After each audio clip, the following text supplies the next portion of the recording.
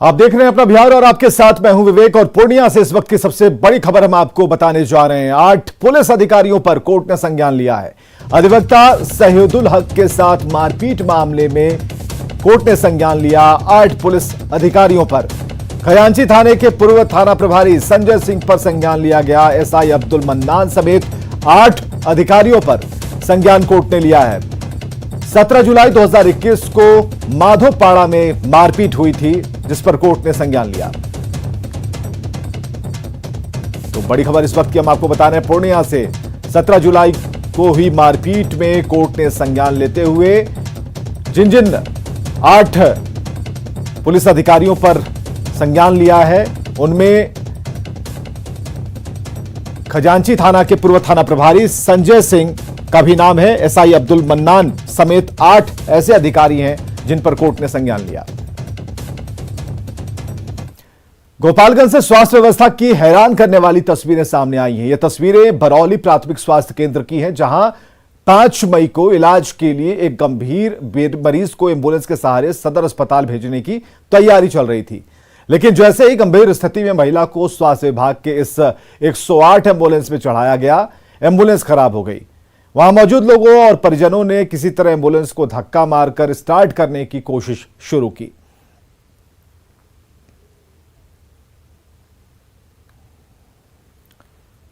तो गोपालगंज में धक्का मार स्वास्थ्य व्यवस्था, परिजन धक्का मारते रहे, मरीज तड़पता रहा।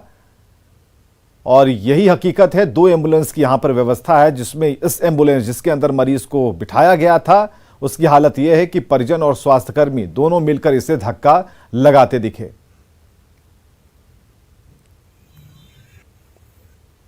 के मरीज अबनॉर में एक्सपायर कर गया। ठीक, क्या मामला तो अपना पेशेंट सीरियस था, गंभीर बीमारी थी, वो एक्सपायर कर गया। उसमें बताया जा रहा है कि एम्बुलेंस खराब हो गई। नहीं, एम्बुलेंस खराब नहीं हुई थी। जैसा कि सूचना है, एम्बुलेंस खराब नहीं हुई थी उस समय से।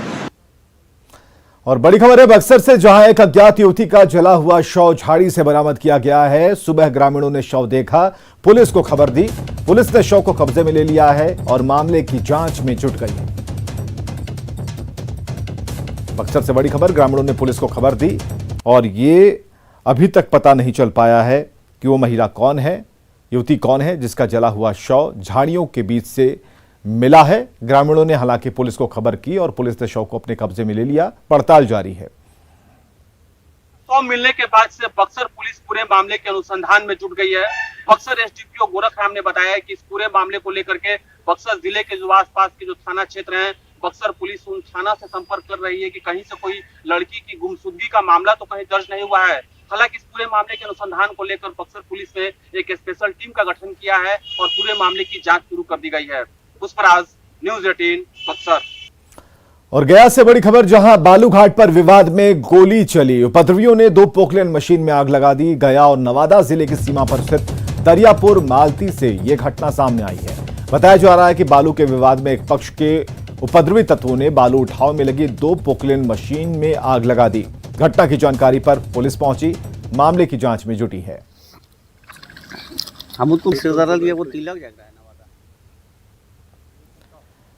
जेडीयू अपने संगठन की मजबूती के साथ जमीनी स्तर पर पार्टी को मजबूत बनाने की कवायद में जुट गई है। इसी कड़ी में आज पार्टी दफ्तर में पार्टी के एक अहम बैठक हो रही, जिसमें हर जिले के जिला अध्यक्ष और प्रमुख के साथ विधायक से विभिन्न मुद्दों पर मंथन हो रहा है। यह जानने का प्रयास किया जा रहा है कि हर पंचायत में 10-10 सदस्य बनाने की जिम्मेदारी दी गई थी और उसकी जमीनी सच्चाई क्या है और जो सदस्य बनाए गए हैं वो सही हैं या गलत। जेडीयू दफ्तर में हर जिले से अलग अलग फीडबैक ली जा रही है। जेडीयू प्रदेश अध्यक्ष उमेश कुशवाहा खुद बैठक की अध्यक्षता कर रहे हैं। देखिए, पार्टी लगातार संगठन की मजबूती, विस्तार और जनाधार बढ़ाने की दिशा में काम कर रही है, अभियान चला रही है। इसी के तहत आज कई जिला का समीक्षा बैठक किया जा रहा है और जिसमें हमारे जिला अध्यक्ष, जिला प्रभारी और मुख्यालय प्रभारी, मुख्यालय सचिव और जो वहाँ के हमारे स्थानीय जो विधायक हैं, उन सभी पार्टी के पदाधिकारी इनको बुलाया गया है। और जो अभी हाल के दिनों में आपको जैसा कि जानकारी होगा कि प्रत्येक गांव में जो 10-10 वैसे समर्पित कार्यकर्ता जो पार्टी के प्रति निष्ठा रखते हो, पार्टी के लिए निष्ठावान हो, उनके नीति सिद्धांत में आस्था रखते हो हमारे नेता के प्रति, वैसे लोगों को एक सशक्त कमेटी बनाकर जो जिनका प्रभाव समाज पर गहरा हो, वैसे लोग को कमेटी मुख्यालय को उपलब्ध कराया गया। उसका हम लोगों ने वेरीफाई भी करवाया और उसका भौतिक सत्यापन, और उस विधानसभा क्षेत्र में जो भी विधानसभा क्षेत्र है, जो भी जिला है, उस जिला में क्या हमको करना चाहिए, आगे हमारा जो मिशन है 2024-2025, उस मिशन को कामयाबी के लिए हमको किस स्तर पर काम करना है, इन सभी बिंदुओं को लेकर हम चर्चा अपने जो पार्टी के पदाधिकारी हैं उनके साथ कर रहे हैं, संगठन की मजबूती के लेकर।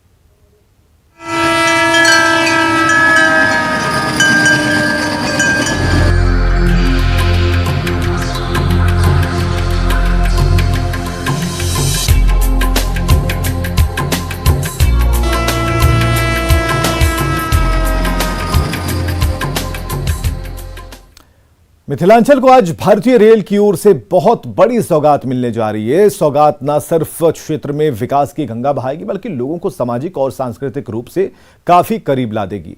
अलग थलग पड़ चुके दो क्षेत्रों के लोग करीब आएंगे, रिश्तेदारियां बढ़ेंगी, नैहर और ससुराल के बीच की दूरी घट जाएगी। और हम बात कर रहे हैं उस सौगात की जिससे कोसी नदी के चलते दो भागों में बटा मिथिलांचल करीब 88 साल बाद रेलवे के नक्शे पर एक हो जाएगा। कोसी नदी पर रेल पुल और झंझारपुर निर्मली के बीच आज इस रूट पर ट्रेनों का परिचालन शुरू हो जाएगा।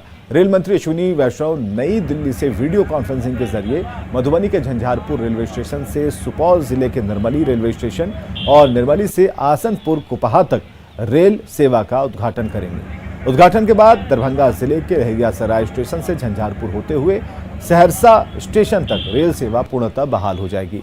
फिलहाल इस रेलखंड पर रोजाना 3 जोड़ी गाड़ियों का परिचालन होगा, जो लहरियासराय से दरभंगा, सकरी झंझारपुर, तमोरिया, निर्मली, सरायगढ़ और सुपौल होते हुए सहरसा तक जाएगी। बताया जा रहा है कि साल 1934 के पहले इस रूट पर दरभंगा सहरसा के बीच रेलगाड़ी चलती थी, लेकिन 1934 में आए भूकंप में कोसी नदी पर बना पुल क्षतिग्रस्त हो गया और इसके बाद मधुबनी जिले के रेल यात्रियों को सुपौल और सहरसा जाने के लिए दरभंगा, समस्तीपुर और खगड़िया का चक्कर लगाना पड़ता था।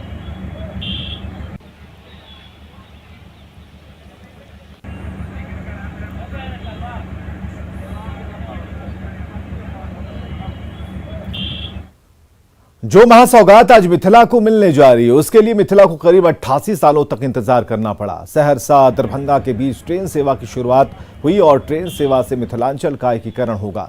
88 साल बाद दरभंगा और सहरसा के बीच ट्रेन सेवा बहाल होगी। 88 साल पहले 1934 तक छोटी लाइन पर ट्रेन सेवा उपलब्ध थी।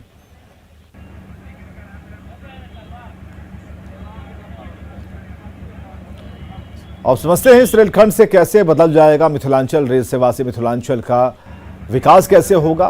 दरभंगा और कोसी प्रमंडल के लोगों को इसका फायदा पहुंचेगा। 2.5 करोड़ लोगों को ट्रेन सेवा का लाभ मिलेगा। इलाके के लोगों की सामाजिक और सांस्कृतिक दूरी खत्म होगी और लोगों की नैहर और ससुराल की दूरी भी काफी कम हो जाएगी। सामाजिक और सांस्कृतिक रूप से लोग करीब आएंगे।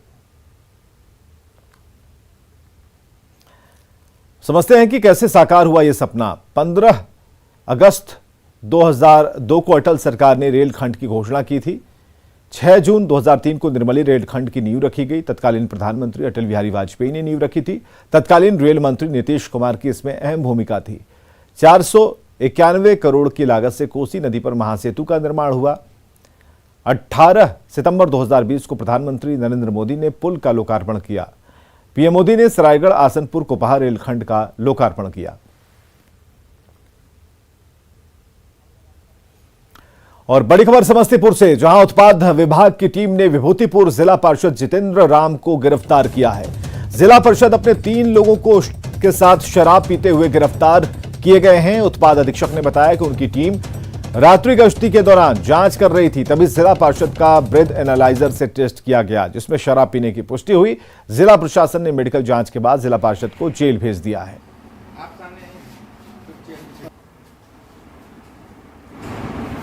के दरमियान करीब 2:30 बजे सुबह में आपको मधुबन गांव स्थित सड़क किनारे संदिग्ध अवस्था में 3 व्यक्ति देखे गए। जितेंद्र राम, राजेश राम, सोनू राम, तीनों का ब्रेथ एनालाइजर टेस्ट किया गया तो तीनों ही पॉजिटिव पाए गए। तीनों को गिरफ्तार करके सिवान में बच्चों के विवाद में महिला की पीटकर हत्या कर दी गई। घटना दरौली थाना क्षेत्र के डुमरहर खुर्द गांव की है। मृतक की पहचान रामजन्म गोंड की पत्नी देवंती देवी के रूप में की गई है। खबर के मुताबिक महिला के पड़ोसी उसके दिव्यांग बच्चे पर कटाक्ष कर रहे थे। जब महिला ने इसका विरोध किया तो पड़ोसियों ने महिला पर डंडे से हमला कर दिया। महिला की पिटाई की गई। लोगों ने बीच बचाव कर रहे महिला के पति को भी घायल कर दिया। परिजनों ने हमले में गंभीर रूप से घायल महिला को जिले के सदर अस्पताल में भर्ती कराया, जहां डॉक्टरों ने उसे मृत घोषित कर दिया। हमले में घायल पिता पुत्र का इलाज जारी है। घटना के बाद से पीड़िता के परिजनों में दहशत का माहौल है। लड़का बने बोय रिगाव कर लो तो जैसे वो अब रिगाव लो तो चीज में झगड़ा कर दिलक है। अब ओकरा के लगला समार काट निकल छोड़ा छोड़ा उड़ा के जे हमार मोबाइल गिर गइल गोने गलत करें सब चला के मार दिलक लाठी से। बड़ी खबर सीतामढ़ी से, जहां अपराधी लगातार ड्रग्स पैडलर बनते जा रहे हैं, जिनका संबंध अंतर्राष्ट्रीय अपराधियों से है। सीतामढ़ी पुलिस ने बेला थाना के गोरीहरी गांव में छापेमारी की। 4 कुख्यात अपराधियों को गिरफ्तार किया। गिरफ्तार अपराधियों के पास से 2 किलो चरस, 3 पिस्टल, 8 जिंदा कारतूस, 5 मोबाइल और लूट की 2 बाइक बरामद की है। गिरफ्तार अपराधियों का लंबा आपराधिक इतिहास है। सूचना मिली कि बाजपट्टी थाना अंतर्गत रसूलपुर माल चट्टी में गाछी में कुछ क्रिमिनल उसके गैंग के इकट्ठा हुआ, तो उसी में छापामारी की गई। छापामारी के क्रम में 2 अपराध कर्मियों को गिरफ्तार किया गया। इसमें से एक तो समरजीत यादव है, जो कि पहले से बाजपट्टी थाना के कांडों में वांछित भी है। मुन्ना है, वो मुख्य रूप से सहयोग प्रदान करने में इन लोग को कार्य करता है। केस दास है, उसको भी कई बार इसके द्वारा लाइनर के तौर पे या नेपाल बॉर्डर पे छोड़ने का कार्य किया गया। पूर्णिया के कॉलेज में उर्दू के प्रोफेसर ने मनोविज्ञान की कॉपी जांची। शिक्षक का कहना है कि प्रिंसिपल ने कॉपी जांचने का आदेश दिया था। रिपोर्ट देखिए।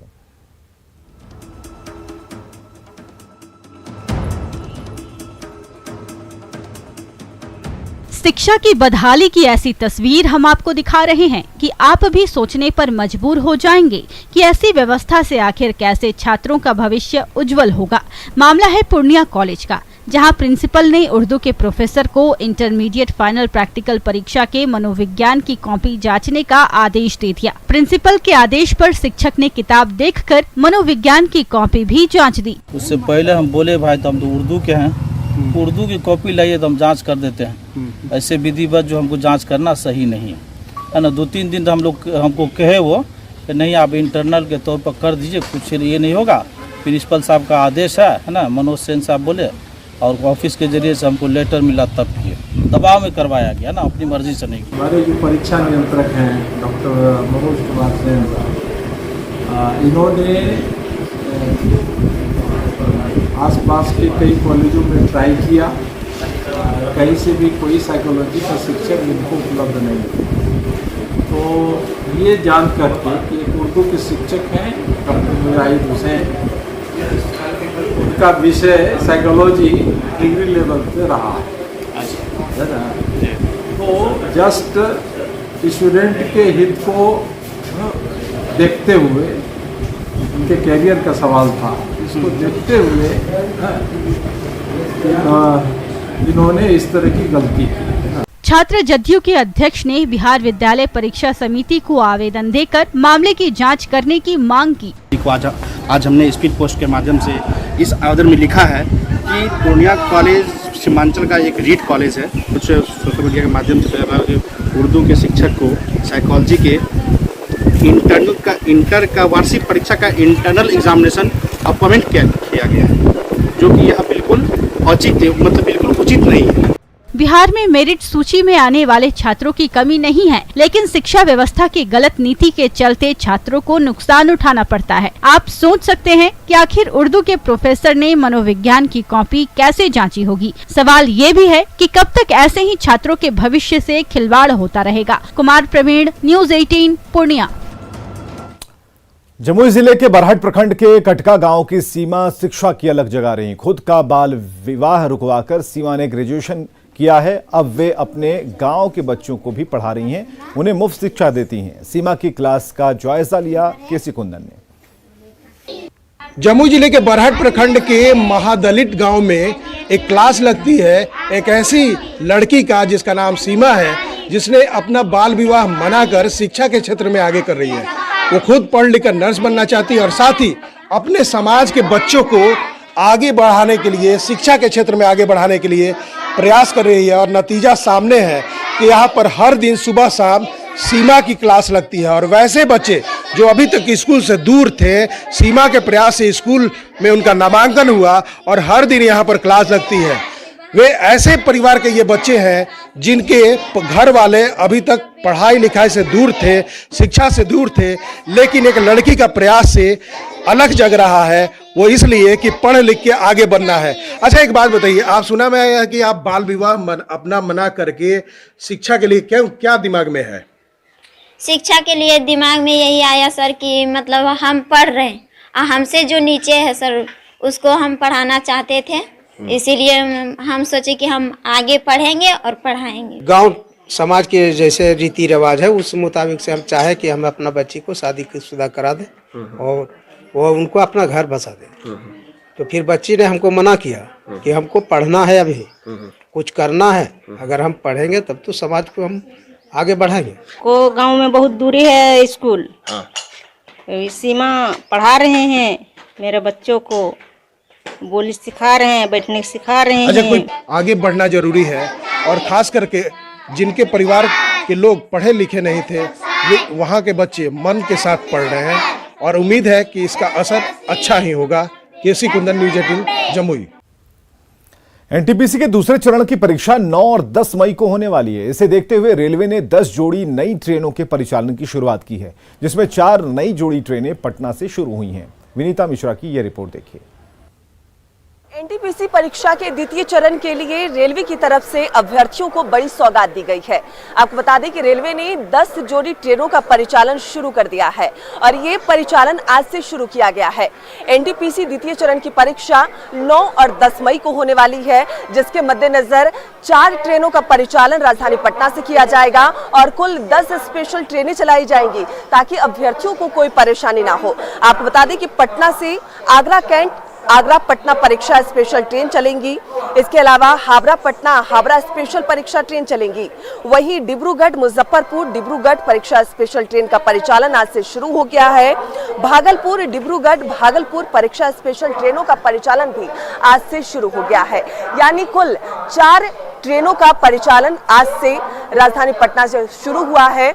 10 जोड़ी ट्रेन एनटीपीसी द्वितीय चरण की परीक्षा के लिए शुरू कर दी गई है, क्योंकि जो तस्वीर लगातार देखने को मिलती है, जब भी कोई परीक्षा होती है, जो अभ्यर्थी होते हैं उनकी संख्या लाखों में होती है। ऐसे में अभ्यर्थी अपने जान जोखिम में डालकर ट्रेनों से सफर करते हैं और परीक्षा केंद्रों पर पहुंचने की कोशिश करते हैं। ऐसी तस्वीर फिर से न दिखे, इसी के मद्देनजर रेलवे ने 10 जोड़ी ट्रेनों का परिचालन शुरू किया है, क्योंकि 9 और 10 को जो परीक्षा होगी, लाखों अभ्यर्थी परीक्षा केंद्रों पर पहुंचेंगे।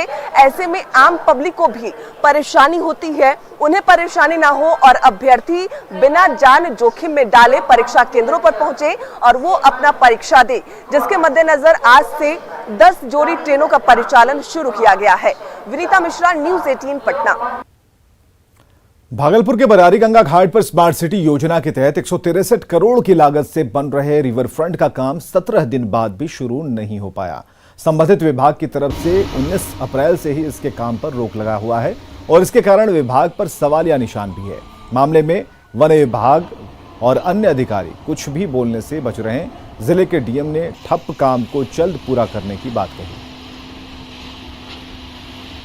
रिवर फ्रंट का काम, इसमें क्रीमेटोरियम है, घाट है, पाथवे है, ये सारा काम होगा और ये इसमें कुछ चूँकि फॉरेस्ट का क्लियरेंस जो है वो पेंडिंग है, तो इसको लेकर के बीएफओ से भी लगातार मेरी बात हो रही है।